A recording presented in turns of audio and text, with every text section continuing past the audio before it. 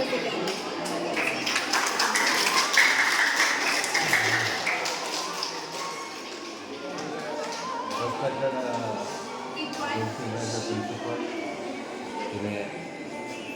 എൻ്റെ blood relation എന്ന് പറയുന്നത് നമ്മളൊക്കെ സൈന്യത്തിൽ നിർത്തിയവരെല്ലാവരും ജാതിയില്ല, മതമില്ല, എല്ലാവരും ഒരു ബ്ലഡ് റിലേഷനാണ്. അരവിന്ദൻ സർ, അതേപോലെ എൻ്റെ ഇന്നത്തെ നമ്മുടെ ഏറ്റവും പ്രിയപ്പെട്ട ചാൾസൺ അക്കാഡമി, മറ്റ് വേദിയിലിരിക്കുന്ന വിശിഷ്ട വ്യക്തിത്വങ്ങൾ, നമ്മുടെ രാജ്യത്തിൻ്റെ ഭാവി വാഗ്ദാനങ്ങളായിട്ടുള്ള, രാജ്യത്തിൻ്റെ അഭിമാനമായിട്ടുള്ള, നാളെ നമ്മുടെ രാജ്യത്തെ നയിക്കാൻ പ്രാപ്തിയായിട്ടുള്ള എൻ്റെ പ്രിയപ്പെട്ട വിദ്യാർത്ഥികളെ, എല്ലാവർക്കും നമസ്കാരം. ചാൾസൺ അക്കാഡമിയിൽ ഞാനിപ്പോൾ ഇവിടെ ഈ ഉദ്ഘാടനം കഴിഞ്ഞ് കയറി വരുമ്പോൾ തന്നെ കണ്ടത്, ഞാൻ വിചാരിച്ചു ഈ റിംസ് ഇൻ്റർനാഷണൽ ഈ സ്കൂളിൻ്റെ എന്തെങ്കിലും അഡ്വർടൈസ്മെൻ്റ് ആയിരിക്കുമെന്ന് ചിന്തിച്ചു. പക്ഷേ ചാൾസൺ ചെയ്ത ഓരോ പ്രവൃത്തിയും അദ്ദേഹം പ്രവൃത്തിയത് അദ്ദേഹത്തിൻ്റെ ജീവിതമാണ്.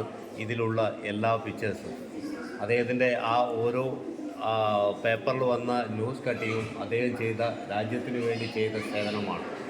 ആക്ച്വലി എനിക്ക് തോന്നുന്നത് രാജ്യത്തെ അല്ലെങ്കിൽ രാജ്യസ്നേഹം, ഒരു പാട്രിയോട്ടിസം എന്നത് നമ്മളെപ്പോഴും എവിടെയായാലും ഓഗസ്റ്റ് 15 അല്ലെങ്കിൽ ജനുവരി 26 ഒക്കെ വരുമ്പോൾ നമ്മുടെ സൈനികരെ മാത്രമാണ് കാണുന്നത്.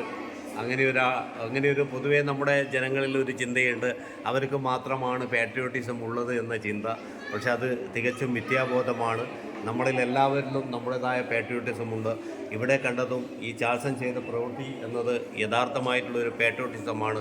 കാരണം എത്രയോ ജനങ്ങളെ അവരുടേതായ പ്രത്യേകിച്ച് നമ്മുടെ കേരളം എന്നത് 14 ജില്ലകളിലുള്ളതിൽ ഏകദേശം ഒരു 10 ജില്ലകളും തീരദേശവുമായി ബന്ധപ്പെട്ടിട്ടാണ്. നമ്മുടെ കേരളത്തിൽ അധികവും ആൾക്കാർ മരണപ്പെടുന്നത്, മൃത്യു സംഭവിക്കുന്നത് ചിലപ്പോൾ ആക്സിഡൻറ്റ് കേസിലല്ല, ഒരു സീസണിലുണ്ടായ നമ്മുടെ മുങ്ങിമരണങ്ങളും, അതേപോലെ നമ്മുടെ സമുദ്രമായിട്ടും, അതേപോലെ പുഴകളായിട്ടും, കായലുകളായിട്ടും അങ്ങനെയുള്ള മരണങ്ങളാണ് നമ്മുടെ നാട്ടിൽ സംഭവിക്കുന്നത്. ഇപ്പോൾ തന്നെ ജൂൺ മുതൽ ഇപ്പോൾ ഈ അടുത്ത കാലത്ത് വരെ, ഇന്നലെ വരെ എപ്പോഴും നോക്കിയാലും പേപ്പറുകളിലും അല്ലെങ്കിൽ ന്യൂസുകളിലും